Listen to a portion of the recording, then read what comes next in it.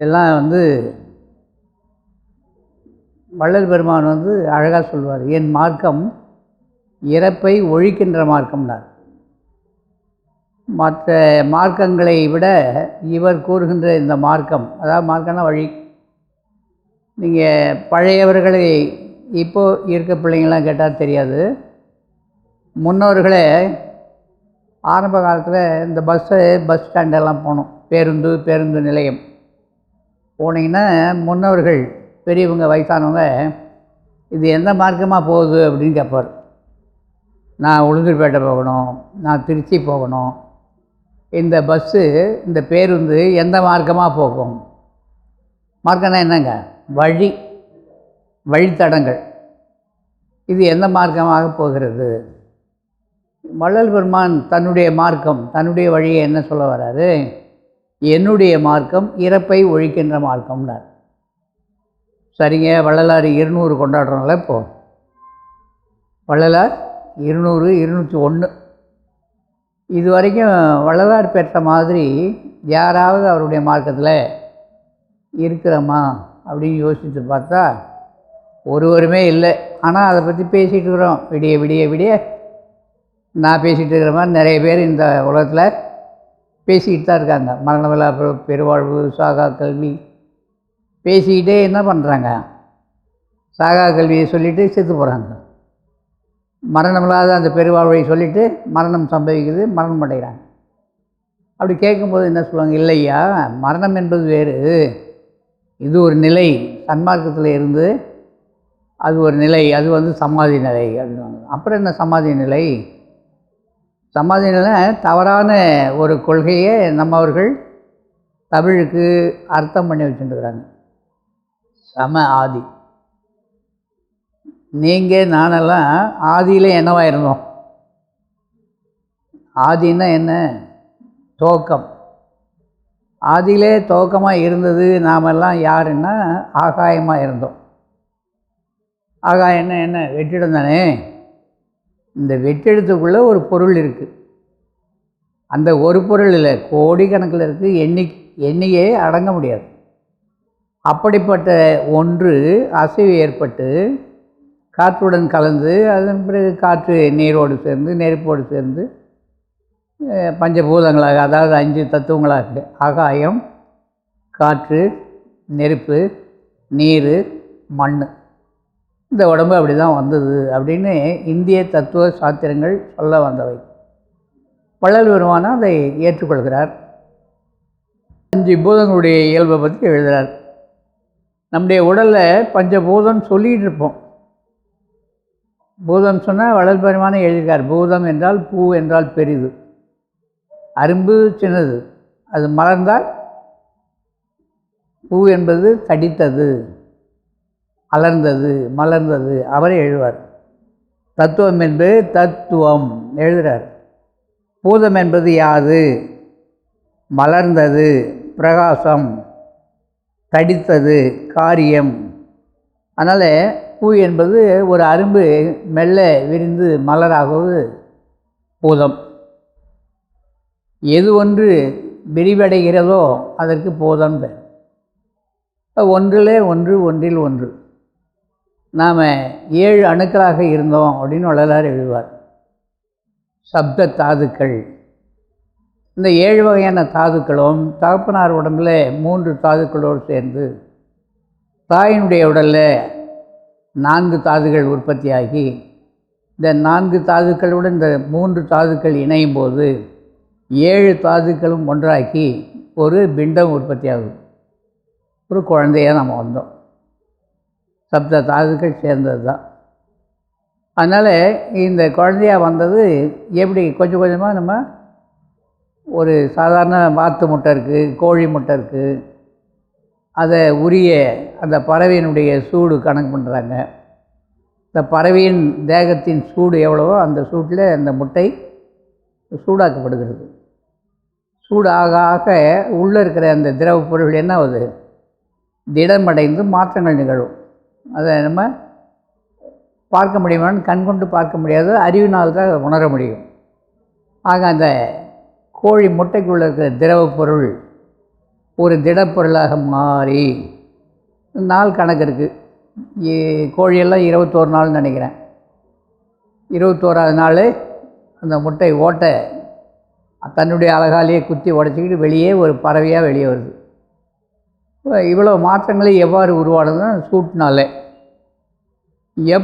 எப்பொழுது ஒரு பொருள் சூடு ஏற்றப்படுமேயானால் அதனுடைய நிலை மாற்றமடைகிறது. அதே பொருள் குளிர்ச்சாக்கப்படும் போது அதனுடைய நிலை மாறுபாடு அடைகிறது. சாதாரணமாக திரவ பொருள் தண்ணீருக்கு அதை கெட்டி பொருளாக மாற்றணும்னா என்ன செய்வோம்? நம்ம வீட்டிலலாம் ஒரு பெட்டி இருக்கு இல்லைங்களா? ஒரு பெட்டியில் மேல் பகுதியில் ஒரு டம்ளர் ஒரு கிளாஸ் நிறைய வைத்தோம்னா மணிக்கணக்கில் எடுக்கும்போது என்னவாக இருக்கும்? கெட்டி பொருளாக இருக்குது, ஐஸ் கட்டின்னுவோம். திரும்ப அதை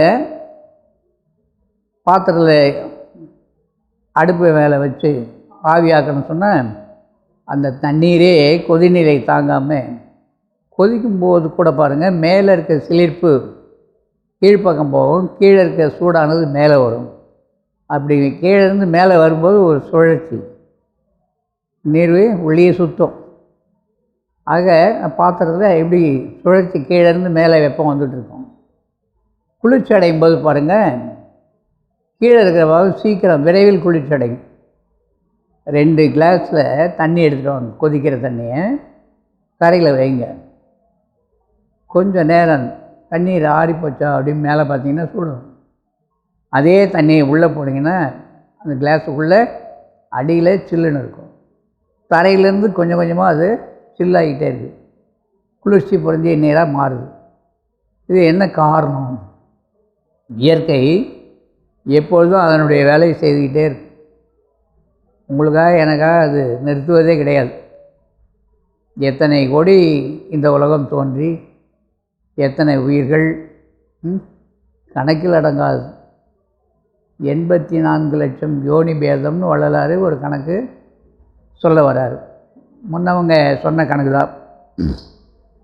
அப்படி பார்க்கும்போது நம்முடைய உடலில் 5 பூத தத்துவங்கள். இந்த 5 பூத தத்துவங்களும் எதனால் ஆனது? இந்த 5 பூத தத்துவங்களையும் இயங்க வைப்பது எது அப்படின்னு பார்த்தோன்னா நாடிகள்னு எழுதுகிறாங்க, 96 தத்துவங்கள்னு எழுதுகிறாங்க.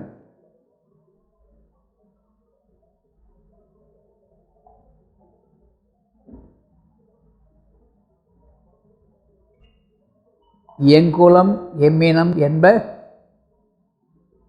96 அங்குலம் என்றருள் அறுப்பென்பது. அது ஒரு கணக்கு சொல்கிறார். ஆக இந்த உடல் 96 வகையான விஷயங்களை உள்ளடக்கி இருக்குது. ஒரு கார் இருக்குது, நாம் பயணிக்கிற ஒரு மோட்டார் வாகனம், அதில் எத்தனை பார்ட்டுங்க இருக்கும்? 2 வீலர்னு சொல்லக்கூடிய 2 சக்கர வாகனம், அதில் எத்தனை பார்ட்ஸ் இருக்குது? அதில் ஏதாவது ஒன்று போனாலும் அந்த வண்டி இயங்காது. ஆக இந்த உடலும் கூட அப்படி தான் ஒரு இயக்கத்தை இயற்கை செய்து வைத்திருக்கிறது. இதில் 5 தத்துவங்களும் உள்ளடங்கியிருக்கு. அது முக்கியமான தத்துவம், அது 5. அதுதான் சென்ற வாரத்துக்கு முந்தைய வாரம் பார்த்தோம். இந்த தத்துவத்தை முன்னோர்கள், அதாவது ஆதியிலே சைவத்தில் வந்தவர்கள் சொன்னார்கள். குறிப்பிட்ட வார்த்தைகள் நமசிவாய, ந ம சி ப ய, நமசிவாய. இந்த 5 சொல்லும் எதை குறித்தது? அதை பற்றி யாருக்குமே புரிந்தாலும் புரியாதது போல் வாழ்ந்து கொண்டிருக்கிறார்கள். நான் என்கிற அந்த சொல் 5 பூத தத்துவத்தில் கீழே நாம் உருவான இடம் கீழே தான். தாய் இடத்துலையும் தந்தை இடத்துலையும் அந்த இடம் நான்.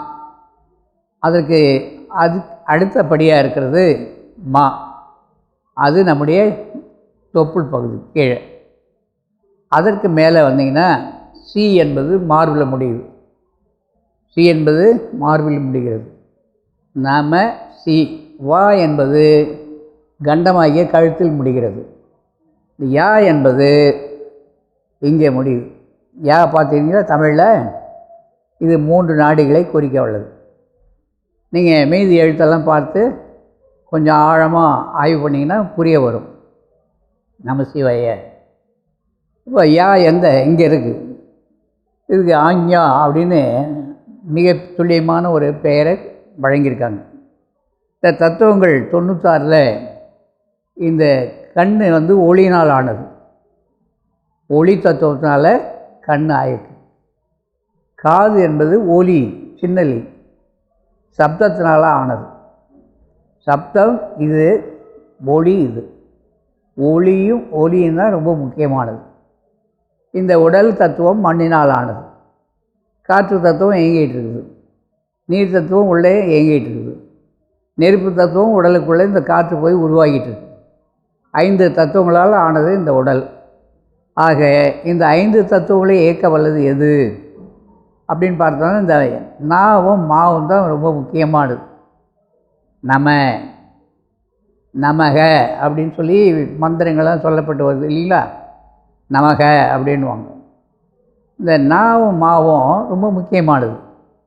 ஏன்னா அதுதான் இந்த பிண்டத்தை, இந்த உடலை உருவாக்குகின்ற மையங்கள். ஆக இந்த நாவும் மாவும் உருவாகிற இந்த இடம் பதஞ்சலி யோக சூத்திரம், அடுத்து காமசூத்திரங்கள், இந்த வாத்சாயனர், அதிவீரராம பாண்டியர், கொக்கோகர், இப்படி நம்முடைய வேத சாஸ்திரங்கள், அடுத்து தமிழ் வேதங்கள், திருமூலர் எழுதின திருமந்திரம், அகத்தியர் எழுதினது, திருவள்ளுவர் நாயனார் எழுதிய ஞான வெட்டியான், பிண்ட உற்பத்தியை பற்றி திருமந்திரத்தில் திருமூலர் எல்லாம் சொல்லியிருப்பாங்க. அந்த பட்சி முட்டை போல் இருக்க அடி வயிற்று பகுதியில் 72,000 நாடிகள் அப்படின்னு சொல்லியிருக்காங்க. எத்தனை? 72,000. இப்போ ஏதாவது ஆய்வு பண்ண முடியுமா? நாம் ஏதாவது ஆய்வு பண்ண முடியுமா? இந்த 72,000 நாடியில் ரொம்ப முக்கியமானது 3ன்னாங்க. இந்த 72,000ல் 10 தான் ரொம்ப முக்கியம். இந்த 10க்கு தசநாடின்னு பேர். இந்த கதையை சொல்லுகின்ற பொழுதுதான் மிகப்பெரிய கதை ஒன்று சொன்னாங்க. தசரதன். ரதம்னா எது? பல ரத யாத்திரை நடக்குதுல்ல. ரதம் என்பது ஒரு குதிரை பூட்டிய வண்டி இல்லைங்களா? ரதம். தசரதம் 10 குதிரைகள் பூட்டியது. அப்போ தசரதம். தசரத யார்? இவர் சக்கரவர்த்தி. ஆக மிகப்பெரிய உண்மையை எழுதியிருந்தாங்க. இது வேறு மாதிரிலாம் சொல்லிக்கிட்டு இருக்காங்க. நம்ம தத்துவ ஞானிகளெல்லாம் எழுதுனது உண்மை. இந்த 10 நாடியில் இங்கே தொப்புள் பகுதியில் 10 உருவாகுதான்னு. ஆமாம், மிகப்பெரிய விஷயம் நம்முடைய தொப்புள் பகுதி தான். அறுத்து அடைத்த வாசல்னு ஒரு ஞானி எழுதுகிறார். அறுத்து அடைத்த வாசல். குழந்தை பிறந்து தான் அறுக்கிறாங்க, அப்புறம் அது அடையணுன்னு ஆயின்மெண்ட் ஏதாவது தடவி, நிறைய நாட்டில் இருக்குது. கிராமத்துலலாம் சுருட்டு சாம்பல் வச்சுருக்காங்க. சிலர் பச்சிலை சாறு தடவுவாங்க, சிலர் வெறும் சாம்பலையே வைப்பாங்க. இப்போ அதெல்லாம் ஆங்கிலத்தில் சொல்லுவாங்க செப்டிக் ஆகிடும் அப்படின்வாங்க. இப்போல்லாம் அறுத்த உடனே என்ன செய்கிறாங்க? கிளிப்பு ஒன்று போடுறாங்க இல்லைங்களா? அந்த கிளிப்பை போட்டுடுறாங்க, தானாக வேண்டும். அப்போ அந்த வாசலில் முக்கியமான வாசல் 72,000 நரம்புகளும் உற்பத்தி ஆகிற இடம் அடி வயிற்று பகுதி. ஆக இதை எழுதுகிறாரு. இடை அதாவது இடது வலது கால். நம்முடைய காலில் 2 கால், இடது கால் வலது கால் இருக்குது. இடது கால் வலது கால் 2 கால்னு சொல்கிறார். இடை வலது கால் பெருவிரலிலிருந்து, கட்டவிரல் சொல்கிறோம் இல்லையா, பெருவிரலிலிருந்து இடது வலது கால் பெரு விரலிலிருந்து இடது நாசி வரை இருப்பது பிங்களை. இடது கட்டவிரலை ஆரம்பித்து எங்கே முடியலாம்?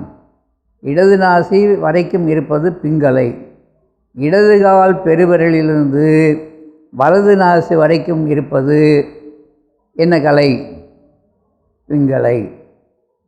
ஆக இடம் வலம், இங்கே ஆரம்பித்து இங்கே முடியுது, அங்கே ஆரம்பித்து இங்கே முடியுது.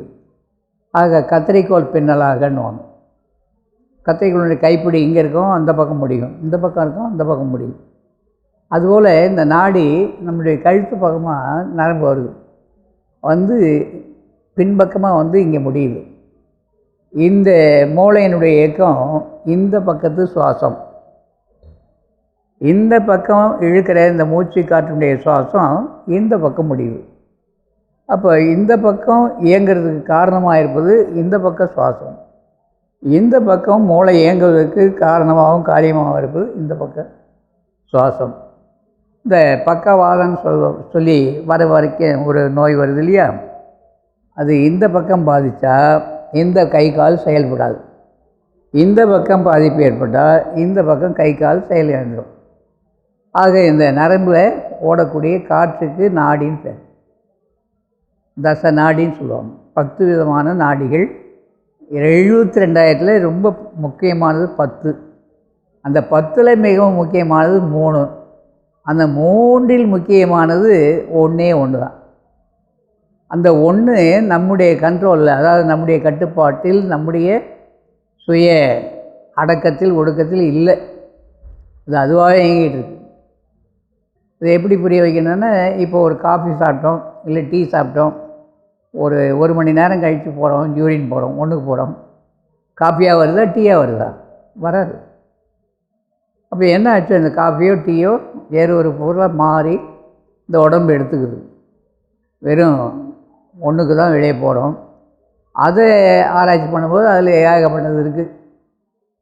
அதில் உப்பு இருக்குன்றாங்க, கந்தகம் இருக்குன்றாங்க, பாஸ்பரஸ் இருக்குன்றாங்க. இந்த உள்ளுடம்பில் இருந்து இவையெல்லாம் பிரியுது. சிறுநீர் ஆராய்ச்சி பண்ணுவாங்க. அப்போ இப்போ நிறைய நடக்குது இல்லைங்களா, கெரோட்டின் ஒன்று சொல்கிறாங்க, ஒரு அல்புமின் சொல்கிறாங்க, உப்பு.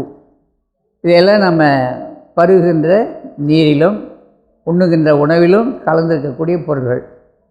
இதையெல்லாம் யார் உள்ளே இருந்து அந்த வேலையெல்லாம் செய்கிறாங்க அப்படின்னா, அதுவும் ஒரு நாடி, தச நாடியில் முக்கியமானது. இந்த சுழுமுனை தான் ரொம்ப முக்கியம். இடது வலது கால் பெருவிரலிருந்து இடது நாசி வரைக்கும் இருப்பது பிங்களை, இடது கால் பெருவிரலிருந்து வலது நாசி வரைக்கும் இருப்பது பிங்களை.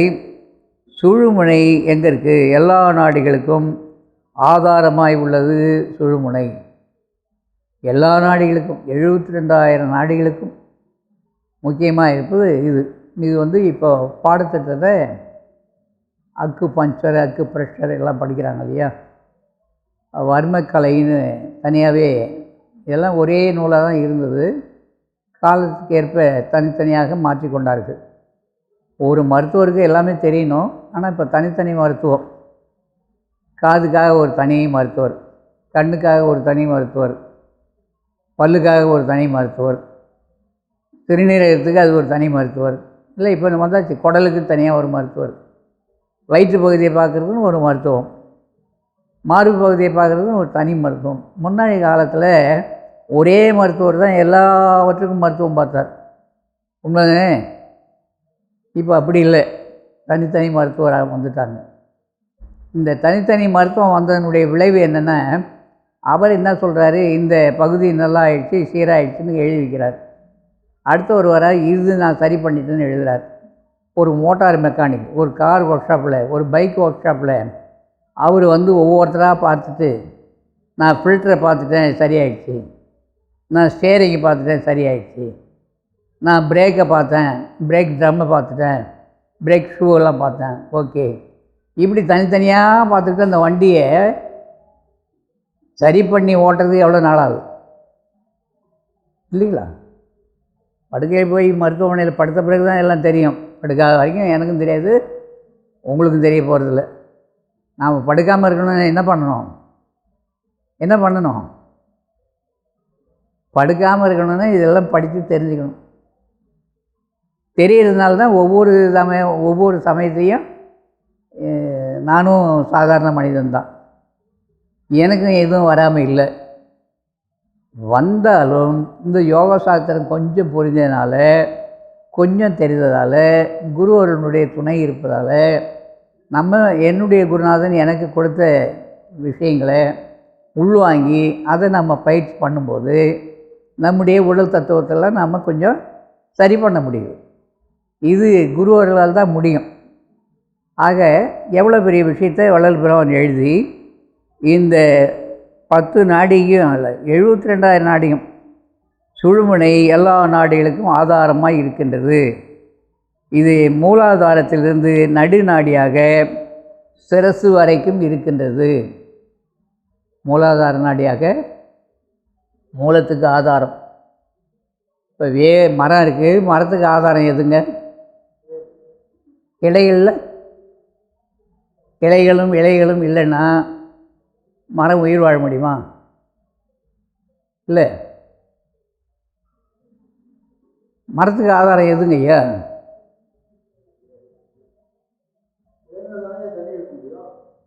முட்டையிலேருந்து கோழி குஞ்சு வருமா? கோழி குஞ்சிலேருந்து முட்டை வருமா? விதையிலேருந்து மரம் வருமா? மரத்துலேருந்து விதை வருமா? மரத்துலேருந்து வருமா? மரம் எதுலேருந்து வந்தது? அப்போ விதையிலேருந்து மரம் வந்தது நீங்கள் சொல்லியே. ஒரு சர்க்கிள், ஒரு சுழற்சி. இது நீங்கள் பண்ணுறீங்களா? இது யார் பண்ணுறது? யார் பண்ணுறாங்க? இப்போ கடவுள் செய்கிறாருன்னு நிறைய பேர் சொல்லிகிட்டு இருக்காங்க. கடவுள் தெரியுமா உங்களுக்கு? கடவுள் என்ற சொல்லை தவறாக பயன்படுத்தி இதுதான் கடவுள் என்று சொன்னவனும் ஏமாற்றுக்காரன், அதை ஏற்றுக்கொண்டு இவர்தான் கடவுள்னு வாழ்கின்றவனும் ஏமாந்து போகிறவன். அவன் சொல்லுவதும் தவறு, இவன் அதை கேட்டு நடப்பதும் தவறு. கடவுள் என்பது மிகப்பெரிய ஆற்றல். அது கண்ணுக்கு 5 புலனாலும் அறிய ஒண்ணாத ஒன்று, ஆனால் அறிந்து கொள்ள முடியும். ஏன்னா உங்களுக்குள்ளே இருக்கிற ஒன்று தான் கடவுள். உங்களுக்குள்ளே இருக்கிற ஒன்றை தெரிஞ்சுக்கிட்டீங்கன்னா கடவுளை புரிஞ்சிடுவீங்க. வெளியில் இருக்கார், எதுவாக இருக்கார். வள்ளல் பெருமான் 1596 வரி எழுதினார். கடவுள் எப்படி இருக்காருன்னு எழுதுகிறார் பார்த்தீங்களா? இகநிலை பொருளாக பரநிலை பொருளாக அந்த அருட்பெருஞ்சோதி என்ற ஒரு மிகப்பெரிய ஆற்றல் அதுதான் இயக்குகிறது. கொண்டு வரார். பூமி எப்படி மண்ணியல் விரிவு, காற்றியல் விரிவு, நீரியல் விரிவு, நெருப்பியல் விரிவு, அதாவது தீயியல், அப்புறம் வெளியினுடைய இயல்பு, எல்லாவற்றையும் சொல்லி முடிக்கும்போது வியந்து, எப்படி என்னை இங்கே கொண்டு வந்த, இவ்வளவும் எனக்கு புரிய வைத்தியே, உன்னுடைய மாண்பு, உன்னுடைய பெயர், உன்னுடைய புகழ், உன்னுடைய பெருமை நான் எவ்வாறு உணர்வேன், எவ்வாறு அறிவேன், என்னை என்ன செய்வேன்னு அழுதுருக்காங்க ஞானிகள்லாம். எவ்வளோ பெரிய விஷயம். போற்றி நின் பேரருள், போற்றி நின் பெரும் சீர், ஆற்றலின் ஓங்கிய அருட்பெருஞ்சோதி, அருட்பெருஞ்சோதி, அருட்பெருஞ்சோதி, அருட்பெருஞ்சோதி. என்னே உங்களுடைய வேலை, என்ன பண்ணிகிட்ருக்குறீங்க, எவ்வளோ பெரிய விஷயம் அப்படின்னு எல்லா ஞானிகளையுமே போற்றி சொல்லியிருக்காங்க. இயற்கையை தான் போற்றி சொன்னார்கள். நம்ம இயற்கையை சுத்தமாக விட்டுட்டோம். இயற்கையின் பெயரால் இப்போ யாருமே இல்லை. இன்றைக்கி உலகத்தில் நிறைய இயற்கை சீற்றங்கள் உண்டாகிட்டு இருக்கு. நாம் அத்தனை பேரும் வீணாக போயிட்டுருக்கிறோன்னா இதுக்கு காரணம் யாருன்னா இயற்கையை நாம் இயற்கையாக வணங்கவே தவறிட்டோம். நம்மவர்கள் இயற்கையை வணங்கினார்கள். மழையை கடவுளாக நினச்சாங்க. ஆற்றில் தண்ணி போச்சுன்னா ஆற்றை கடவுளாக மதித்தாங்க. ஆற்றில் தண்ணி போச்சுன்னா கங்கா தேவின்னு நாங்கள் விழா எடுத்தோம். ஆடி மாதம் அந்த மழை பெய்யுது, தண்ணியில் ஓடிச்சுன்னு சொன்னால் தண்ணியை போய் தெய்வமாக நினச்சி வழிபாடு பண்ணோம். தண்ணி இல்லைன்னா உயிர் வாழ முடியாது. ஆடிப்பெருக்குன்னாங்க. நீங்கள் தண்ணியே இல்லைனாலும் பம்பு செட்டு வச்சு அது கொஞ்சம் தண்ணியை ஓட விட்டு ஆடிப்பெருக்கு நடக்குது. எப்படி இருக்குது? வேடிக்கையாக இருக்குது உலகம். ஆக இந்த 3 நாடியில் முக்கியமான நாடி எழுதுகிறார் பாருங்கள். மூலாதாரத்திலிருந்து நடுநாடியாய் சிரசு வரைக்கும் இருப்பது இந்த நாடி. தலை வரைக்கும் இருக்கலாம். இந்த நாடி ரெண்டும் இந்த மூக்கில் ஒன்று முடியும் போது இந்த மூக்கில் ஒன்று முடியுது. ஆக இந்த பகுதியில் ஒன்று முடியுது, இந்த பகுதியில் ஒன்று முடியுது. மூளையை முன்பகுதி மூளை, நடுப்பகுதி மூளை, பின்பகுதி மூளை. மூளையை 3ஆக இன்றைக்கு விஞ்ஞானம் பிரித்து வச்சுருக்கு. இந்த மூளையில் முன்மூளையும் பின்மூளையும் நமக்கு எல்லாம் புரியுது. பக்கவாட்டு மூளையும் புரியுதுங்களாம். நடுமூளையை பற்றி ஆய்வு நடந்து கொண்டே இருக்கிறது. ஏன்னா இந்த சுழுமுனை நாடியில் இயங்குவது எது? நடுமூளை தான். இந்த நடுமூளையினுடைய இயக்கம் நம்ம கையில் வரல. சரி, இது வரணும், என்ன பண்ணலாம்? எப்படி கை கொள்வது? நம்முடைய கட்டுப்பாட்டில் இதை கொண்டு வரலாம், இதை கொண்டு வரலாம்.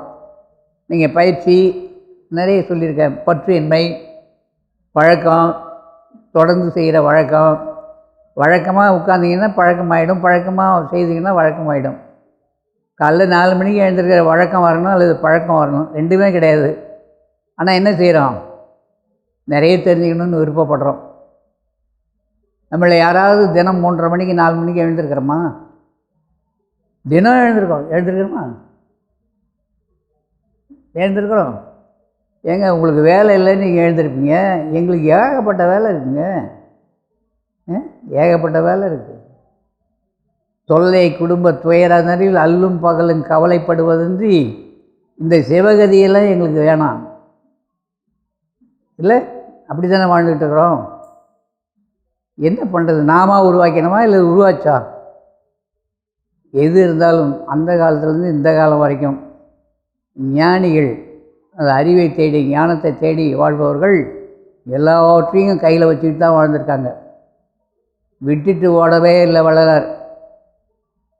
ஏன் விட்டுட்டு ஓடிட்டார் வள்ளலார்? மனிதர் சமுதாயத்துக்கூடயே வாழ்ந்தார். இவரை போல் தனித்து யாருமே இல்லை. எல்லா மக்களோடும் மக்களாக இருந்து பழகி சாதித்தவர். எவ்வளோ பெரிய விஷயம்! அதே எழுதுகிறார், மூலாதாரம் எழுதுகிறார். எல்லா நாடிகளுக்கும் ஆதாரமாய் மூலாதாரத்திலிருந்து நடுநாடியாக சிரசு வரைக்கும் இருப்பது. சிரசு வரைக்கும் இருப்பது. இதை எப்படி நம்ம அனுபவத்தில் கொண்டு வர முடியும்? யோக ரகசியம். இடக்கை வலக்கை அப்படின்னா இந்த வலது கை, இந்த இடது கைன்னு இல்லை. இந்த வலது கையை இயக்கிற இடது பக்க சுவாசம், இடது கையை இயக்கக்கூடிய வலது பக்க சுவாசம், இடக்கை வலக்கை இரண்டையும் மாற்றி இதை தலகாலம் மாற்ற பயிற்சி பண்ணணும். ஞாயிற்றுக்கிழமை வரீங்க, ஆசன பயிற்சி கலந்துக்கிறீங்க, மூச்சு பயிற்சி கொடுக்குறாங்க. இந்த மூச்சு பயிற்சி போது இதை பற்றி சொல்லியிருப்பார். ஆக நாடி சுத்தி அப்படின்னு பேர். நாடின்னா என்ன? காற்று. அதை சுத்தி பண்ணுறதுன்னு என்ன? உள்ளே போய் அனுப்பி இது இந்த பக்கம் வேலை செய்யணும், இது இந்த பக்கம் வேலை செய்யணும், அது சரியாக வேலை செய்யுதான்னு பார்க்குறது தான் நாடி சுத்தியினுடைய வேலை. எழுதுறது நமக்கு 1000 வேலை, லட்சம் வேலை. நாடியெல்லாம் பார்க்க நமக்கு நேரம் இல்லை. பணத்தை நாடி, புகழை நாடி, பேரை நாடி, ஊரை நாடி, உலகத்தை நாடி, சொந்தத்தை நாடி, பந்தத்தை நாடி, உறவை நாடி, பிள்ளையை நாடி, பொண்டாட்டியை நாடி, இப்படியே ஓடிட்டு இந்த நாடி தான் பார்க்க முடியும். தவிர எனக்குள்ளே இருக்கிற நாடியை நான் எப்படி நாடி பார்க்க முடியும்? என் கதையை சொல்கிறேன், உங்களுக்கு நீங்கள்லாம் எப்படியோ. ஆக இந்த நாடியை நான் எப்படி பார்க்க முடியும்? பெருமான் எழுதிட்டார். மிக உயர்ந்த இடது நாடியை பற்றி நிறைய பேசலை, வலது நாடியை பற்றியும் அவர் பேசலை. நடுநாடி நடுநாடி நடுநாடி ஒடு கூடி நடமாடும் பதியே நடராஜ பதியே அப்படின்னு ஒரு இடத்துல பாடவர். இப்போ நடுநாடியே பிடிக்கிறது தான் நம்முடைய யோகத்தினுடைய சாத்திரம். நம்மவர்கள் குடும்பம் வாழ்க்கை ஏதோ ஓடிட்டுருக்கு. இல்லறத்திலிருந்து அந்த துறவு தெரியணும். நம்முடைய கண்ணு காது மூக்கு வாயை திறக்கிறது தான் துறவே தவிர குடும்பத்தை திறக்கிறது பேர் துறவு இல்லை. என்ன கேட்டால் குடும்பத்தில் இருக்கிறது தான் பெரிய ஞானி. விட்டுட்டு ஓடுறதுக்கு எவ்வளோ சுலபம் தெரியுமா? ஒரு பிள்ளை வீட்டை விட்டு ஓடுறதுக்கு எவ்வளோ நேரம் ஆகும்? எங்கேயாவது இப்படி கையை நீட்டினானா ஏதாவது கிடைக்கும், சாப்பிட்டு போயின்னே இருக்கலாம்ல. இது பெரிய வேலையா? இது பைத்தியகாரத்தனம்.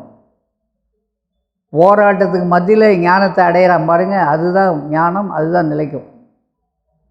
அப்படி தான் போனார். ஏதாவது வாங்கி சாப்பிட்டு ஏதாவது ஞானத்தை அடைஞ்சாரான்னு எங்கேயாவது பட்டியல் இட்டுக்க. பட்டினத்தார் யார்?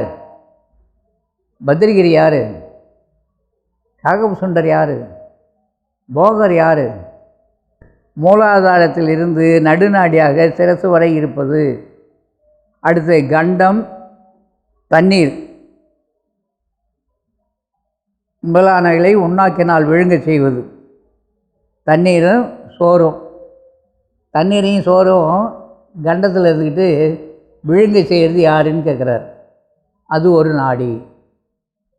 எனக்கு முழுங்க முடியல அப்படின்னா இந்த நாடி சரியில்லை. தண்ணி குடித்தா எனக்கு தொண்டையில் நிற்குது, ஒரு கவளம் சோறு போட்டால் தொண்டையில் நிற்குது, எனக்கு வைக்கலாக வருது, அப்போ அங்கே இருக்கிற நாடி சரியில்லை. நாடி பரீட்சைன்னு சொல்லுவாங்க. சித்தர்கள் யோகிகள் குருநாதன்கிட்ட இருந்தால் நாடி பரீட்சைலாம் சொல்லுவாங்க. நாடி பரீட்சைனா கையை பார்த்து நாடி பார்க்குறதில்ல, அவனுக்கு அவனே பார்ப்பான். வலது பக்க சாய்வாக படுத்து தூங்கணும்னு வச்சுங்க. இந்த பயிற்சியில் பற்றின்மை வழக்கமாக தொடர்ந்து பண்ணிக்கிட்டே வரும்போது வலது கை பக்கமாக ஒரு கழித்து படுத்தாருன்னா சுவாசம் இடது பக்கம் ஓடும். அவர் நல்லா அவராகவே கவனிக்கலாம். அவரே திரும்ப இந்த பக்கம் இடது பக்கம் திரும்பி படுக்கிறார், ஒரு கழித்து படுக்கிறார், சுவாசம் வலது பக்கம் ஓடும். இது சாதாரண சாதனையாளர்கள் செய்யக்கூடிய பயிற்சி. கொஞ்சம் சாதனையில் முயற்சி அடைஞ்சிட்டார், கொஞ்சம் இப்படி தலையை சாய்ச்சாலே போதும், இந்த பக்கம் ஓடும், இப்படி சாய்ச்சா இந்த பக்கம் ஓடும். இன்னும் அடுத்த ஒரு தகுதி, அடுத்த நிலை, மூன்றாவது நிலை அப்படியே இருப்பார். இந்த பக்கம் ஓடுற சுவாசம் இந்த பக்கமே போகும், இந்த பக்கம் போகும் சுவாசம் இந்த பக்கமே போகும். வலது இடமாகவும் இடது வலமாகவும் மாறிடும். இதுதான் மிகப்பெரிய விஷயமே. இடது பக்கம் இருக்கிற நாடி இடது பக்கமே போகணும், வலது பக்கம் இருக்கிற நாடி வலது பக்கமே போய் முடியணும். இந்த பற்றின்மை பழக்க வழக்கம் இடமும் வலமும் மாறி மாறி இடக்கை வலக்கை இரண்டையும் மாற்றி துதிக்கையால் உண்பவர்க்கு, துதிப்பையால் உண்பவர்க்கு, என்ன கையால்? துதிக்கை. துதிக்கைன்னா என்ன? இதுக்காக தான் யானை அவங்க உருவப்படுத்துகிறாங்க. யானைக்கு பலம் எதில் இருக்குது தெரியுங்களா? யானையின் பலம் எங்கே? துதிக்கை, தும்பிக்கை. அதுதான் அவங்க பாடினாங்க. வாக்குண்டாம். வாக்குண்டாம்னா என்ன? சொல்லுகின்ற வார்த்தைகள். நீ தப்பாக சொன்னாலும் நடந்துடும், நீ சரியாக சொன்னாலும் சரியாக இருக்கும். அந்த நிலை வரும்போது தப்பாக எதுவும் சொல்லக்கூடாது. வாக்குண்டாம், நல்ல மனம் உண்டாம். மல்லிகைப்பூ வாசனையா இல்லை ரோஜா வாசனையா? நல்ல மனம் உண்டாம்னா என்ன? நல்ல மனம் உண்டாம், வாக்குண்டாம், நல்ல மனம் உண்டாம். மேனி நுடங்காது, மேனி நுடங்காது, உடம்புல எதுவும் வராது. அடுத்தடி தும்பிக்கையார் பாதம். வாக்குண்டாம், நல்ல மனமுண்டாம், மேனி நுடங்காது, பூக்கொண்டு துப்பார் திருமேனி, தப்பாமல் சார்வார் தமக்கு. அதானே பாடல்? இல்லை தப்பாக பாடினதான்? எப்பயோ படித்தது. ஆக மலர் கொண்டு, தும்பிக்கையான் பாதத்தை மலர் கொண்டு, மலர் எது? நம்முடைய மூளை தான். இந்த மலர் மூளையில் இருக்கிற இந்த மலர் சாதாரணமானது அல்ல. தண்டு வடம் தான் மலரினுடைய காம்பே, பெரிய தாமரை மலர் மாதிரி. அதனால்தான் நம்முடைய தத்துவ விஞ்ஞானிகள்லாம் வள்ளல் பெருமான் எழுதியிருக்கார் 1008 கமல இதழ். தொடர்ந்து பயிற்சி, பற்றின்மை, பழக்கம் வழக்கம் தொடர்ந்து பண்ணிங்கன்னா மூளையில் நிறுத்தி பகுதியில் மனதை நிறுத்தி பழகிட்டு இருந்தீங்கன்னா இந்த மூளையினுடைய பகுதிகள் விரிவடைகிறது. அது மலர மலர அறிவாற்றல் பெருகுகிறது. அருளுடைய அனுபவம் அதிகமாகும். அருள் அனுபவம் எங்கே பெற முடியும்னா உங்கள் மூளைக்குள்ளே தான் நீங்கள் பெற முடியும். அந்த அருள் அனுபவம் வெளியில் எங்கேயும் இல்லை. நீங்கள் அந்த அருளை பெறணும்னு நீங்கள் எங்கே போயிட்டுருக்கிறீங்க? எங்கேயோ அவர்கிட்ட போகலாமா, இவர்கிட்ட போகலாமா, அவர்கிட்ட போகலாமா, அவர்கிட்ட போனால் அருளை நான் வழங்குகிறேன், இந்த தண்ணி இது காசு வை, அந்த தண்ணி அவர் குடிச்சு தான் அருள் வாங்கிட்டாருன்னு அர்த்தம். ஏதோ ஒரு பொருள் அதை எடுத்து கையில் கொடுப்பாரு, அதுக்கு ஒரு பணம் கட்டணும். இல்லை அவரை நான் தொடணும், இல்லை என்ன அவர் தொடணும். இதெல்லாம் எவ்வளோ பெரிய விஷயம். இந்த நிலை வந்தவன் எப்படி இருப்பான்னெல்லாம் ஞானிகள் எழுதியிருக்காங்க. அவனுக்கு பைசா மேலே கவனம் வருமா? இன்றைக்கி இருக்கிற நான் உள்பட பைசா மேலே கவனம் இருக்கா இல்லையா? பைசா தானே வாழ்க்கையாகி போச்சு. குடும்ப நடத்துகிறவனுக்கும் பணம் வேணும், சாமியாருக்கும் பணம் வேணும். ஐயா, சாமியாருக்கு பணம் வேணுமா? சாமியாருக்கு எதுக்குங்க காசு? ஒரு வேளை சோறு கிடைச்சா போகிறாதா? ஒரு 4 முழம் துண்டு இருந்தால் போகிறாதா? நான் சாமியாராக இருந்திருக்கலாம். ஆனால் இதெல்லாம் கட்டி விட்டுட்டீங்க, அதையும் ஏன் தலையில் கட்டி வச்சுருக்குறீங்க. எல்லோரும் வந்தீங்க, கிளம்பிடுவீங்க. இதை வெள்ளை அடிக்கணும்னா நான் தான் அடிக்கணுமா? நீங்கள் தான் அடிக்கணும். இதை பெருக்கணுன்னா யார் பெருக்கணும்? நீங்கள் தான் பெருக்கணும். எதுக்காக இது? நல்லா யோசித்த இவ்வளோ பேசுகிறாரு, இவருக்கு எதுக்கு இது அப்படின்னு ஒரு கேள்வி வரும்ல. ஆக நல்ல மனம் உண்டாம், மாமலரால் நோக்குண்டாம். நல்லா கவனிக்கணும். ஒவ்வொரு பாடலையும் தெளிவாக நம்மவர்கள் எழுதினார்கள். அதுக்கு உரை எழுதுபவனும் உரை சொல்லுபவனும் ஒன்று கிடக்க ஒன்று உளறி வருகிறார்கள். வள்ளலார் சொன்னது தான் உண்மை. தெரிஞ்ச மாதிரி ஒன்று கிடக்க ஒன்று உளறி வருவது, அதாவது மெய்யை அறிய ஒண்ணாது பண்ணுவது. மெய்யை தொடர்றதுக்கு வழி நிறைய சொல்லியிருக்காங்க. அதனால்தான் மெய்யை நீங்கள் உணர வேண்டுமானால் உங்களுக்குள்ளே இருக்கிற மெய்யை நீங்கள் தேடிக்கிட்டு இருந்தால் போகிறோம், அதுவே வந்துடும். உங்களுடைய எண்ணம் உள்ளே எதை நீங்கள் எண்ணுகிறீர்களோ அது உங்ககிட்ட வந்துடும். நிறைய தடவை சொல்லியிருக்கிறோம். நடந்து போயிட்டே ஒரு சைக்கிள் இல்லையேன்னு நினச்சிங்கன்னா ஒரு நாளைக்கு ஒரு சைக்கிள் வாங்கிறீங்களே. சைக்கிள் வாங்கிறீங்களே இல்லை, சைக்கிளில் போய்கிட்டே சிந்தனை என்ன இருக்குது? எப்படியாவது இந்த போனஸ் வந்ததுன்னா ஒரு பைக் வாங்கிடணும். வாங்கிடுறீங்களா? அது பைக்கில் போய்கிட்டே எண்ணம் வளருது. எப்படியாவது ஒரு மாருதி 800 காராவது வாங்கிடணும். சீப் அண்ட் பெஸ்ட்டு இல்லை, விலை கம்மியாக இருக்குது, செகண்ட் ஹேண்டில் கிடைக்கிது 2வது காரு, வாங்கிடுறோம். அப்புறம் கொஞ்சம் நாளைக்கு போச்சுன்னா அடடா நம்ம ஏன் பழைய காரு, இந்த வண்டியை விற்று போய் கட்டிட்டு புது காரையே வாங்கிடலாம். வாங்கிடுறோமா? எவ்வளோ நாளைக்கு தான் வாடகை வீட்டில் இருப்போம்? சிந்தனை பூரா எப்படி இருக்குது? நம்ம சொந்த வீடு கட்டணும். உங்களுடைய எண்ணம் தானே இதெல்லாம் செய்யுது. இல்லைங்க அந்த சாமி செஞ்சுது, இந்த சாமி செஞ்சுது. எந்த சாமி செஞ்சுது? வீடு கட்டிக்கிறதுக்கு ஒரு சாமி இருந்தால் சொல்லுங்கள், நானும் கேட்குறேன். வீடு கட்டி கொடுப்பாரா? உங்களுடைய உழைப்பு, உங்களுடைய எண்ணம். எண்ணம் தான் நம்முடைய வாழ்க்கையே. இந்த ஞானிகள் எண்ணங்களை தன்னுடைய உடல் மீது, தன்னுடைய உள்ளத்தின் மீது, தன்னுடைய உயிரின் மீது, தன்னுடைய ஆத்மா எங்கே இருக்குன்னு தேடுதல் தனக்குள்ளே போனாங்க. உங்களுக்கு உள்ளே இருக்கிற ஒன்றை தேடுறதுக்கு வெளியில் என்ன இருக்குது? ஆனால் வெளியிலெல்லாம் தேடி சலிப்பு ஏற்பட்டு நமக்குள்ளதான் இருக்குன்ற உண்மை புரியுவதற்காகவே நீங்கள் ஓடிதான். ஏன்னா நானும் பல இடங்களுக்கு ஓடினேன், தேடினேன், நிறைய செலவு பண்ணேன். அதன் பிறகு தான் தெரிஞ்சது ஒரே ஒரு ஞானி எனக்கு கிடைச்ச ஒரு கடைசியாக. எப்போ? 24 வயசு. 24 வயசில், 15 வயசில் ஆரம்பித்தது, 24 வயசில் ஒரு உத்தமன் எனக்கு கிடைக்கிறார். இதெல்லாம் சுற்றிக்கிட்டு இருக்கிறே நீ, உனக்குள்ளே இருக்கிறத பார்க்குறதுக்கு நீ தான் வேணும். போய் சிவனேன்னு உட்காந்து பாரு. அப்படி இல்லை, இங்கே சரி வரலைன்னா நீ இருக்கிற அனுபவத்துக்கு வடகரைக்கு போயிடு, அங்கே போய் உட்காந்துட்டின்னா அவங்க பார்த்துக்குவாங்க உன்னை அப்படின்னு சொன்னார். ஆனால் வடகரைக்கு நான் போகவே இல்லை. எதுக்கு சொல்ல வரேன்னா நமக்குள்ளே தான் இருக்குது அத்தனையும். நாம் கொஞ்ச நேரம் உட்கார்ந்து நினைவை நிறுத்தி மூளைப்பகுதிக்கு, நெற்றி பகுதிக்கு எடுத்துகிட்டு போனோம்னு சொன்னால், இந்த நெற்றிக்குள்ளே இருக்கிற ஒரு காரியப்பட்டுக்கிட்டு இருக்கிற ஒரு சின்ன அணுவாகப்பட்டது வெளியில் இருக்கிற அத்தனை இயக்கத்தோடும் தொடர்புடையது. இதை உள்ளே இருக்கிறத நீங்கள் தொடர்புக்கு கொண்டு வந்துட்டீங்க உங்கள் கைவசமானால், இங்கேருந்து நீங்கள் எண்ணுவது இங்கே வெளியில் இருக்கிறதோட பரவும்போது அது குறிப்பிட்ட இடத்துல போய் குறிப்பிட்ட வேலையை செய்யும்.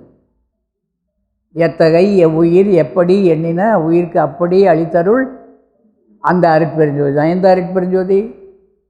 சிறநெடுவே விளங்கக்கூடிய லலாடஸ்தானத்தில் இருக்கக்கூடிய 1008 கமல இதழுக்கு இடையிலே இருக்கக்கூடிய தொழுவூர் வேலாய முலையார் புத்தகத்தில் டைரியில் வள்ளல் பெருமான் எழுதி கொடுத்துருக்கார்.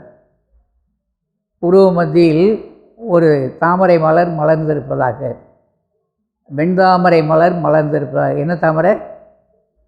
ஒரு மலர், தாமரை மலர் மலர்ந்திருப்பதாக, அதன் மத்தியில் ஓங்கார பீடம் இருப்பதாக, அந்த பீடத்தின் நடுவே ஒரு தீபம் இருப்பதாக, அந்த தீபத்தின் உள்ளிலேயே கடவுளாக கருதி வழிபாடு செய். எவ்வளோ பெரிய சின்ன விஷயம், ஆனால் எவ்வளோ பெரிய விஷயம். அதை மாதிரி வழிபாடு செய்ய முடியலையே நம்மளால். எங்கேயாவது தேடிக்கிட்டே தான் இருக்கோம், ஓடிக்கிட்டே தான் இருக்கோம்ல. ஆக இந்த ஓடுவதும் தேடுவதும் நமக்குள்ளே தான் இருக்கணும். அதை தான் இவர் எழுதுகிறாரு. கண்டத்துலேருந்து என்ன செய்யுது? சாப்பிட்ற வேலை, தண்ணி குடிக்கிற வேலை. நீங்கள் நம்மள யாராவது, இது நமக்கு அனுபவம். இங்கே வந்து போகக்கூடிய சிலருக்கு அனுபவம். நீங்கள் தனியாக வீட்டில் விடுமுறை, இன்றைக்கி உத்தியோகம் இல்லை, சொந்த பந்தங்க வேலையும் இல்லை, அமைதியாக உள்ளே உட்காந்துக்கிட்டு ஒரு 3 நாள் விடுமுறை வருது, கொஞ்சம் என்னை தொந்தரவு பண்ணாதுன்னு நினைவை 2 எலும்புக்கு மத்தியில் இந்த கழுத்து பகுதியில் உள்ளே கொண்டு போய் தைராய்டுன்னு இப்போ விஞ்ஞானம் சொல்லும். இதை விசுத்தி மையம்னு யோகா சாஸ்திரம் சொல்கிறது. மனதை அங்கே நிறுத்திட்டு கொஞ்ச நேரம் உட்காந்துருங்க, வெளியில் எதையாவது பண்ணுங்கள், மறுபடியும் போங்க. இப்படி நீ நினைவை நிறுத்திக்கிட்டு இருந்தாலே பசியும் தோணாது, தாகமும் தோணாது. உண்மையாகவா? நீங்கள் செய்து பார்த்தா தானே தெரியும் உண்மையாக பொய்யான்னு. நம்பிக்கை இருந்தால் தானே. என்னவோ பேசிகிட்டு இருக்கிறாரு, அவ்வளோதான் கேட்டுக்கிட்டு இருக்கிறோம். ஞாயிற்றுக்கிழமை நல்லா போச்சு, இதோட அடுத்த ஞாயிற்றுக்கிழமை வரணும். சிரிக்காதீங்க. ஆக கண்டத்தில் மனசை வச்சா பசி கிடையாது, தாகம் கிடையாது. அது எவ்வளோ பெரிய விஷயம். பசி தாகம் இல்லை. ஆக கழுத்தில் எழுதுகிறார், தண்ணீர் சோறு முதலானவைகளை உண்ணாக்கினால் விழுங்க செய்வது ஒரு நாடினுடைய வேலை. அப்புறம் வலது கண்ணில் இருப்பது, இடது கண்ணில் இருப்பது அஷிகன் காந்தாரி. இந்த அத்தி, அலம்புசை, சங்கினி, குகா, அலம்புசா, பிராணன், அபானன், வியானன், உதானன், சமானன், இந்த வாயுக்கள் 5. ஆக இதில் நாக, கூர்ம, கிருகர, தேவதத்த, தனஞ்சய என உபவாயுக்கள் 5. அப்புறம் இதை இவ்வளவும் சொல்லி நம்முடைய நிலையை வள்ளல் பெருமான் பகுதி பகுதியாக பிரித்து பார்த்து இந்த தத்துவங்கள் 74 எழுதி தத்துவங்கள் 96க்கு விளக்கம் கொடுத்துருக்கிறாரு. 6ஆம் திருமுறையில் பழைய புத்தகம் 38வது பக்கம். ஆக இந்த ஆதாரங்கள் இங்கேருந்து ஆரம்பிக்குது. இடக்கை வலக்கைன்னு திருமூலர் சொன்னார். ஆக இந்த காரியத்தை பண்ணிக்கிட்டே என்ன பண்ணணும்? கீழே அதான் எழுதியிருக்கார், கருவிடும் வாசலுக்கு 2 விரல் கீழே, எருவிடும் வாசலுக்கு 2 விரல் மேலே. ரொம்ப முக்கியமான இடம். ஒரு ஆண்மகனுடைய குறியினுடைய முனை, ஒரு பெண்மகனுடைய குறியினுடைய முனை. கருவிடும் வாசலுக்கு 2 விரல் கீழே, எருவிடும் வாசலுக்கு 2 விரல் மேலே. நம்ம வெளியே போகிற வழிக்கும் குழந்தை பேர் ஒன்றுக்கு போகிற வழிக்கும் இடைப்பட்ட பகுதியில் ஒரு மையம். அது ஆங்கிலத்தில் ப்ரெஸ்டோட் அப்படின்னு சொல்லுவோம். இது 40 வயசுக்கு மேலே, 45 வயசுக்கு மேலே ஆம்பளை பிள்ளைங்களுக்கு தான் நிறைய வேலை கொடுக்கும். ரொம்ப பேர் அவசரப்படுவாங்க. படுக்கையிலேருந்து எழுந்து போகிறதுக்குள்ளே ஒன்றுக்கு வந்துடும். பொண்ணு பிள்ளைங்க அப்படி தான். அவங்களை அடுத்தடுத்து பிரசவம் நடந்த பிறகு அவசரமாக போவாங்க. போகிறதுக்குள்ளேயே தண்ணி வந்துடும், ஒன்றுக்கு வந்துடும். ஆக இந்த மையம் செயல்பாட்டில் இல்லை. இந்த மையம் செயல்பாட்டுக்கு வரணும் அப்படின்னா யோக சூத்திரம், யோக சாஸ்திரம் என்ன சொல்லியிருக்கு? சர்வாங்காசனம், விபரீதகரணி. என்னது? விபரீதகரணி, சர்வாங்க ஆசனம். இது 2 கூடவே உட்டியானா, நவுலி, இது 2 தெரியும். இதுக்கப்புறம் மலை வாயிலை அடக்கிறது, அந்த வாசலை திறந்து மூடுவதற்கு பதஞ்சலி யோக சாஸ்திரம் என்ன சொல்லுது, வள்ளல் பெருமான் என்ன சொல்ல வராருன்னு சொன்னால் நான் போன வாரம் பேசினேன். மூலாங்க பிரணவ தியானத்தினாலும் மலஜல உபாதிகளை கிரமமாக கழிக்க வேண்டும். மூலாங்க பிரணவ தியானத்தினாலும் ஔஷதிகளாலும் ஏன் மருந்துங்க சாப்பிட்டு டாய்லெட் போயிடுன்றார் ஜனம். அங்கே தங்குச்சின்னு சொன்னால் உனக்கு பல பிரச்சனைகளை உருவாக்கிடும். அதனால் என்ன செய்கிறாரு, கடுக்காசு ஓடணும், இல்லை திரிபலாசு ஓடணும், ஏதோ ஒன்று உள்ளுக்கு சாப்பிட்டு வெளியே போயிடணும். தினம் கரிசலாங்கண்ணி எடுக்கிறவங்களுக்கு வெளியே போகிற பிரச்சனையே வராது, வெளியே தானாகவே போயிடும். கரிசலாங்கண்ணி அவ்வளோ உயர்ந்தது. தினம் காலையில் எடுக்கிறவங்களுக்கு மலச்சிக்கல் இருக்கிறது வாய்ப்பு இல்லை. ஆக அந்த இடத்துல அந்த பயிற்சிக்கு அவர் பதஞ்சலியார் என்ன சொல்ல வர்றாரு, அழகாக சொல்லுவார். அஸ்வனி முத்ராசனம், அஸ்வனி முத்ராசனம். இது நடுநாடியே வேலை வாங்கிறதுங்க ஐயா. சுழுமுனை நாடியை சரியான கதிக்கு நீங்கள் கொண்டு வரணுன்னா வலது பக்க சுவாசம் இடது பக்க சுவாசம் பண்ணினால் மட்டும் போதாது, அஸ்வனி முத்ராசனம் கண்டிப்பாக பண்ணணும். பண்ணாதான் அந்த நாடி உங்கள் கைக்கு வரும். ஒன்றுக்கு போனால் விட்டு விட்டு விட்டு விட்டு நிறுத்தி நிறுத்தி விடணும். இந்த மையம் ரெண்டும் ஆசன வாயும் ஒன்றுக்கு போகிற வழியும் அந்த நாடியினுடைய கையில் தான் இருக்குது. அந்த நாடியே வெளியில் பார்க்க முடியாது. காற்றை படம் எடுக்க முடியுமா? காற்றை படம் எடுக்க முடியாது. காற்று போகிற வழியை படம் எடுக்கலாம். அதுதான் இன்றைக்கி விஞ்ஞானம் செய்யுது. காற்று எங்கெல்லாம் போகுதுன்னு பார்த்து இந்த பகுதி எங்கே இருக்குது எப்படி இருக்குதுன்னு படம் எடுக்கிறாங்க. ஆக அந்த நாடியில் தான் இருக்குது சுழுமுனை நாடி. அதுதான் எழுதுனாங்க, மூலாதாரத்து 3 கணலை. மூலாதாரத்தில் கணல் ஒன்று எழும்பு நடந்துக்கிட்டே இருக்குது. காலால் எழுப்பும் கருத்து அறிவித்து. காலால்னா எது? 2 பக்கம் ஓடுற சுவாச காற்றுக்கு கால்னு பேர். நிறைய பேசியிருக்கிறோம். வலது பக்கம் ஓடுற சுவாசம் இடது பக்கம் ஓடுற சுவாசத்துக்கு கால்னு பேர். காலால் எழுப்பும் கருத்து அறிவித்து. கருத்து நமக்கு அங்கே இருக்கணும். அதுக்கு உள்ளே போனால் தான் மேலே இந்த மூலாதார நாடியை பார்க்க முடியும். இந்த கண்ணில் இருக்கிற நாடியை இங்கே வள்ளல் பெருமான் காந்தாரியை எப்படின்னு எழுதுகிறாரு. அதம்புச குக பிரம்ம குகா அப்படின்னு அவங்க சொன்ன அந்த வேத யோக சாஸ்திர சொன்ன அதே சொற்களை தான் கையாளுகிறார். இதுக்கப்புறம் நம்முடைய 2 கண்களையும் கூர்மன்ற ஒரு நாடி, அந்த நாடியை ஜெயிக்கணும். இப்போ என்ன பண்ணலாம்? அசையாத ஒரு பார்வைக்கு வரணும். அதை எழுதியிருக்கிறாங்க. இது திருஷ்டின்னு பேர். இது நிறைய பேசி வந்திருக்கு, நம்ம பேசியிருக்கிறோம், பல பதிவுகள் இருக்குது.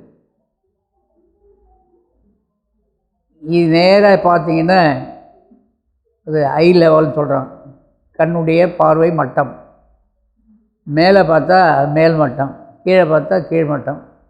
கண்ணை 3 மட்டத்தில் பார்க்க கற்றுக்கணும். மேலே பார்க்கணும், கீழே பார்க்கணும், நடுவே பார்க்கணும்.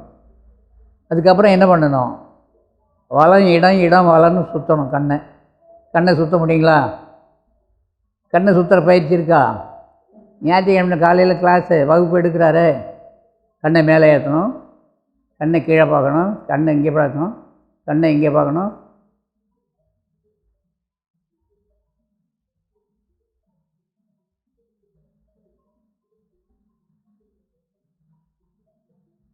தலை முதல்ல ஆடும்போது என்ன செய்யலாம்?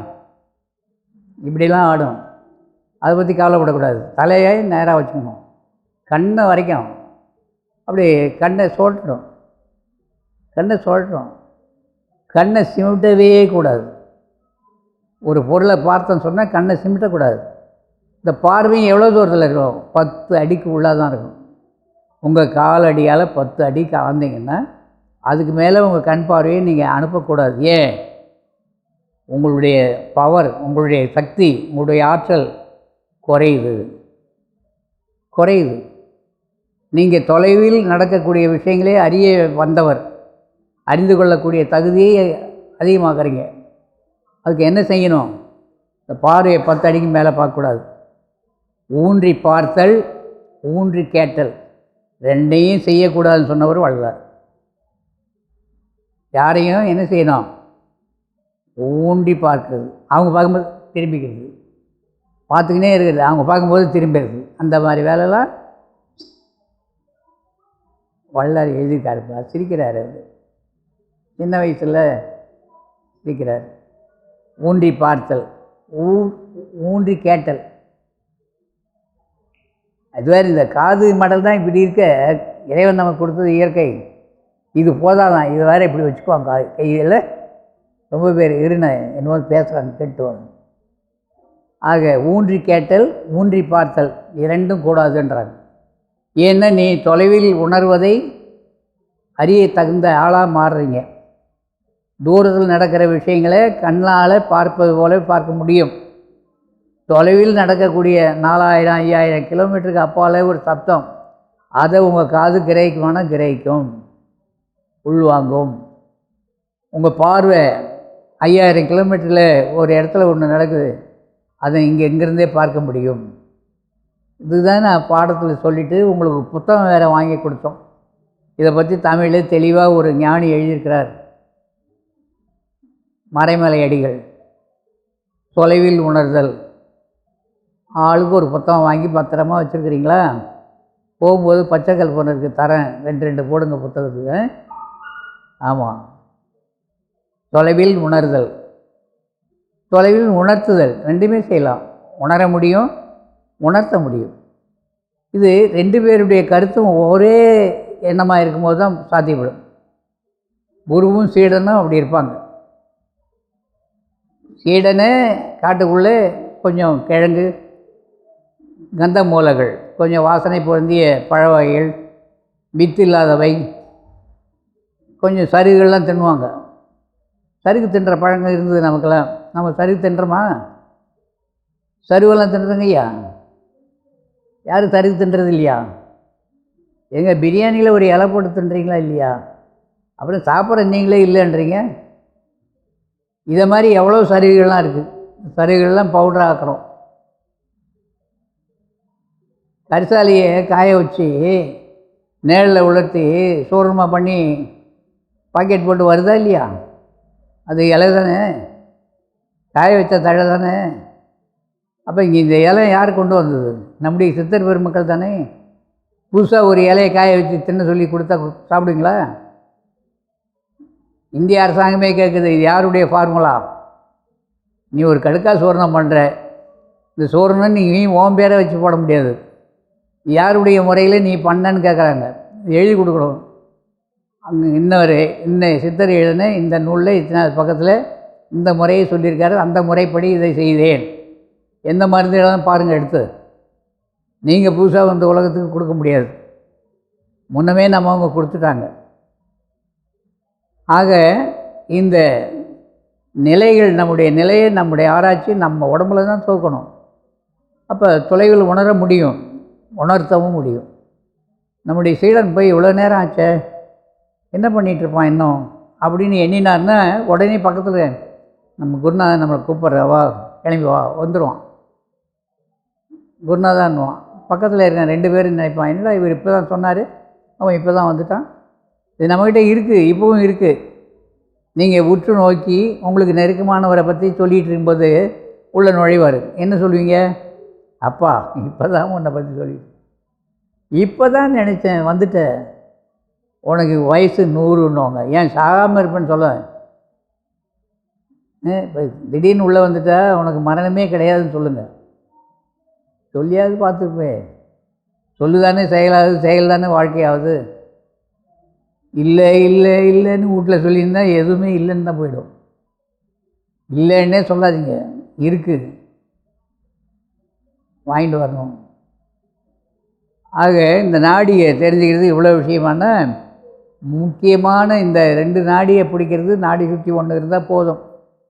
வலது சுவாசம் இடது சுவாசம் அறிந்து எவ்வளோ நேரம் இழுக்கணும், எவ்வளோ நேரம் உள்ளே வச்சுருக்கணும், எவ்வளோ நேரம் விடணும்னு. இப்போ நீங்கள் யூடியூப்பு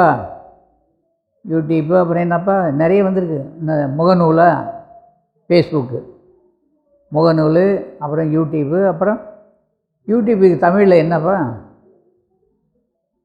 தமிழில் யூடியூப்புக்கு என்ன? இந்த டியூப் தான் தெரியுது எனக்கு. அதுக்கப்புறம் இன்ஸ்டாகிராமா அப்படின்னா என்னென்னோ இருக்குல்ல, அதிலெல்லாம் வருது. மூச்சு பயிற்சியை பற்றி நிறைய வருது, நிறைய போயிட்டுருக்கு. இதெல்லாமே யாரோடவாது இருந்து 12 ஆண்டுகள் 14 ஆண்டுகள் கூட இருப்பாங்க. ஆனால் இப்போல்லாம் 14 நாள் கூட இருக்கிறதுக்கு யாருக்கும் முடியல. பார்த்தார் நம்ம ஆள் 10 மணி நேரத்தில் ஒன்று யோகி ஆக்குறீங்க, என்கிட்டப்பா 3 நாள் பயிற்சி உட்காரு, ஏதோ கொடுத்துட்றாரு, நீங்களும் வாங்கிட்டு வந்துடுறீங்க, அவ்வளோதான். இதான் வாங்கினதுக்கும் ஒன்றும் புரியல, கொடுத்தவருக்கு நல்லாவே புரியுது. ஏன்னா அவர்கிட்ட பணம் இல்லை, உங்கள்கிட்ட பணம் இருக்குது, அவர்கிட்ட இந்த விஷயம் இருக்குது. இந்த விஷயத்தை என்ன ஆக்கிறாரு, பணமாக்கிறார்.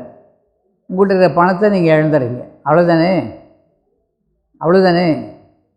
இதெல்லாம் உண்மை இல்லை, பொய்ன்னு சொல்லாதீங்க. இங்கே இருக்கிற நிறைய பேர் பணம் இழந்தவர்களாக இருக்கீங்க, ஆயிரக்கணக்கில் இழந்தவங்களாம் இருக்காங்க. அங்கே கட்டினேன், இங்கே கட்டினேன், அந்த கொடுத்தாரு, இதை கொடுத்தாரு, அதை வாங்கணும், இதை வாங்கணும். அதனால் நீங்கள் தான் முயற்சி பண்ணணும். அதான் எழுதுகிறார் வள்ளலார். அதனால் முதல்ல நாடி சுற்றி இது எல்லாமே இப்போ ஐயா கேட்டுட்டாருன்னா இதெல்லாம் பேசிகிட்டு இருக்கிறோம்.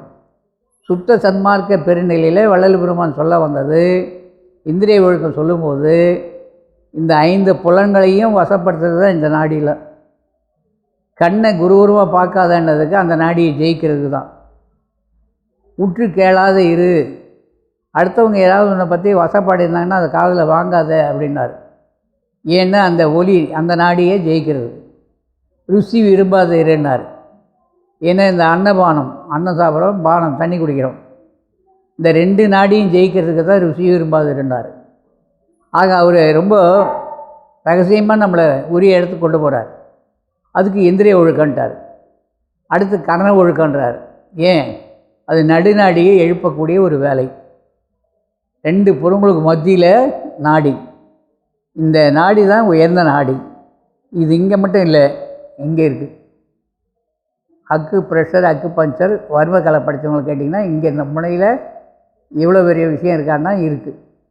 அதே போல் இங்கே, அதே போல் மையம், அப்படியே தொப்புள் மையம், அப்படியே நேராக வந்தால் மையம் மையம் மையம், நடுவில் இருக்குது நிறைய. எல்லாமே தொடுதல் தான்.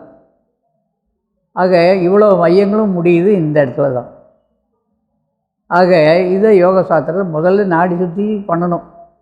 வலது பக்கம் இழுத்து இடது பக்கம் மெல்ல விடணும், இடது பக்கம் மெல்ல இழுத்து வலது பக்கம் விடணும், வலது பக்கம் மெல்ல இழுத்து இடது பக்கம் விடணும். இதை பண்ணும்போதே கொஞ்சம் நமக்கு சோர்வு தட்டும், பிசாமல் இருக்கணும், மறுபடியும் ஆரம்பிக்கணும். இந்த வேலையை தினம் கொஞ்சம் செய்துட்டாலே உங்களுக்கு தெரியும். அப்புறம் கொஞ்சம் ஒரு வாரம் அல்லது 15 நாள் அல்லது ஒரு மாதம் அப்போ இழுத்து கொஞ்சம் நிறுத்தி வச்சுருக்கணும்.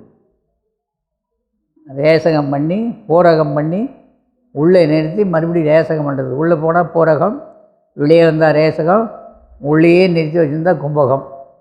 இதை ஏன் பண்ணணும்னு எழுதியிருக்காங்கன்னா, வாயு காற்று எங்கே மையம் கொள்கிறதோ அங்கே அதிகமான அழுத்தத்தை கொடுத்து மிக ஆற்றலை பெருக்கி சொல்லனாத காரியத்தை பண்ணது.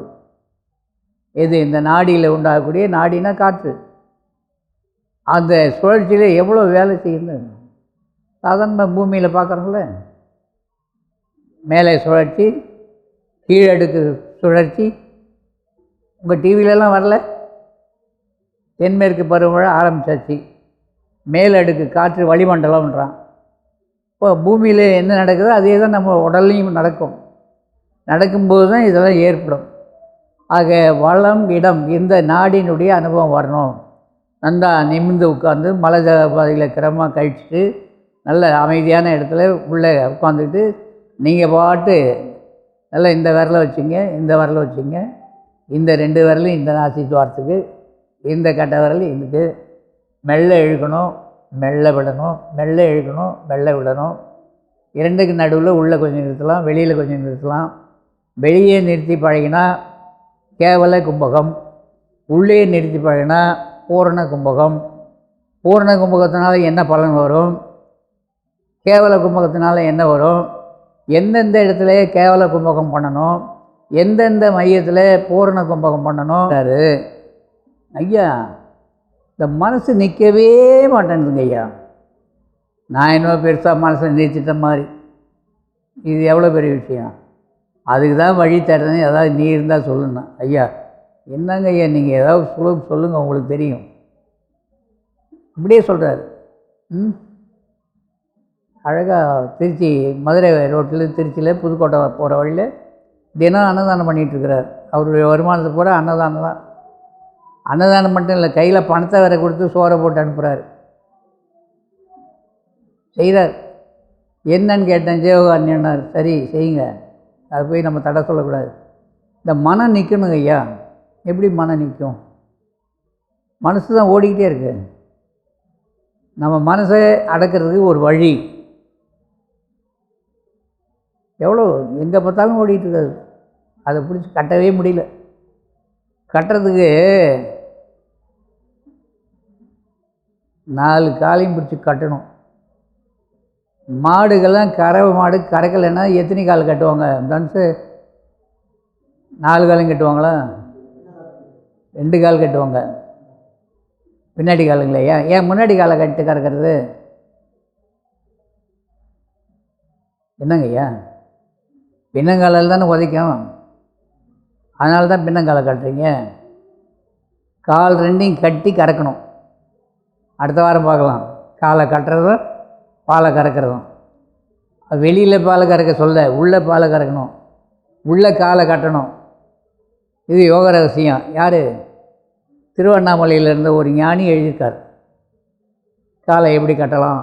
கட்டி அண்ணாவின் மேல் வரும் பால்கரை, அண்ணாந்து பார்த்து பால்கரை, அண்ணாந்து பார்த்து பால்கரை, அண்ணாவில் வரும் பால்கரை, காலை கட்டி பால்கரை எழுதுகிறார். அந்த பால் தான் நமக்கு வேணும். எழுதுகிறாங்க, ஞானிகள் எல்லாம் எழுதியிருக்கிறாங்க. 5 புலனையும் சுட்டு அறுக்க வேணுன்றார் ஒரு ஞானி. 5 புலன்களையும் சுட்டு அறுக்கணுன்றார். ஒருமையுள் 5 அடக்கல்னு வள்ளுவர் எழுதினார். இந்த 5 இருந்துக்கிட்டு தான் நம்ம மனசை இவ்வளவு கெடுக்குது. கண் வழியாக பார்த்து கெடுக்குதா, காது வழியாக கேட்டு கெடுக்குதா, வாய் வழியாக தின்னு கெடுக்குது, பேசி கெடுக்குது. இதில் பெரிய ரகசியம் என்னென்னா, எல்லா ஞானிகளும் உன்னை பற்றிய எல்லா விஷயங்களையும் யார்கிட்டையும் சொல்லிடாத, யாரை பற்றியும் எல்லா ரகசியங்களையும் கேட்டுக்காத. அவரை பற்றி எல்லா விஷயங்களையும் நீ கேட்டுக்கிட்டாலும் உனக்கு இடைஞ்சல்.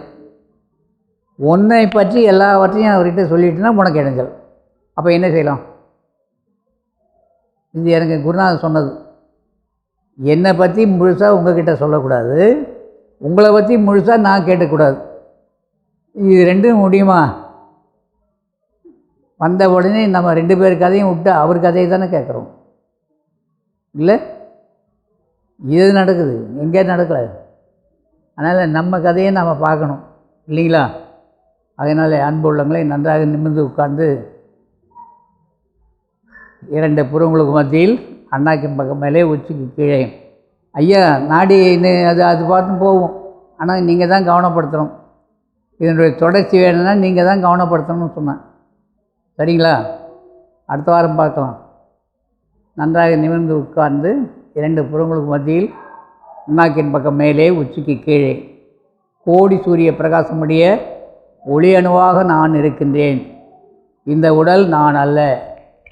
அவ்வாறு கருதி கடவுள் வழிபாடு செய்து வந்தால் உள்ளே கருத்தின் கண் கடவுளுடைய பேராற்றல் வெளிப்பட்டு விளங்கும் என்றும், அவ்வாறு வெளிப்பட்டு விளங்குகின்ற போது பயம் நீங்கும், நோய் நீங்கும், முதுமையிலும் இளமையாக இருக்கலாம். முயன்றால் எக்காலத்தும் எவ்விடத்தும் எவ்விதத்தும் எவ்வளவும் தடைபடாமல் வாழ்கின்ற உயிர் வடிவம் பெற்று உடல் கரைந்து ஆகாய வடிவம் பெறலாம்னு வள்ளல் பெருமான் பெற்றவர் எழுதியிருக்கிறார். அவற்றில் நம்பிக்கை கொண்டு கடவுள் வழிபாடு செய்வோம். அருட்பெருஞ்சோதி அருட்பெருஞ்சோதி அருட்பெருஞ்சோதி.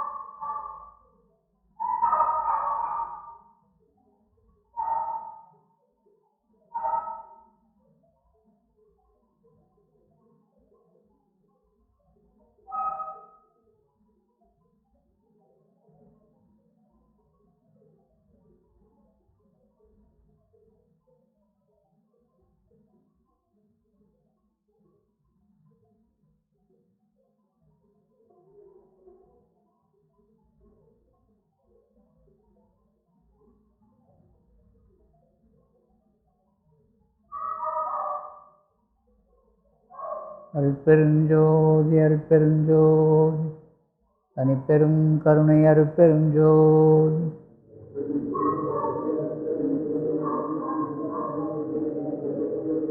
எல்லா உயிர்களும் இன்புற்று வாழ்க.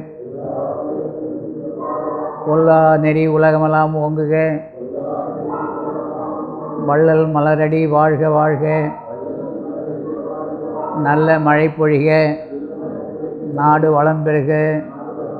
அருட்பெருஞ்சோதி அருட்பெருஞ்சோதி தனிப்பெரும் கருணை அருட்பெருஞ்சோதி.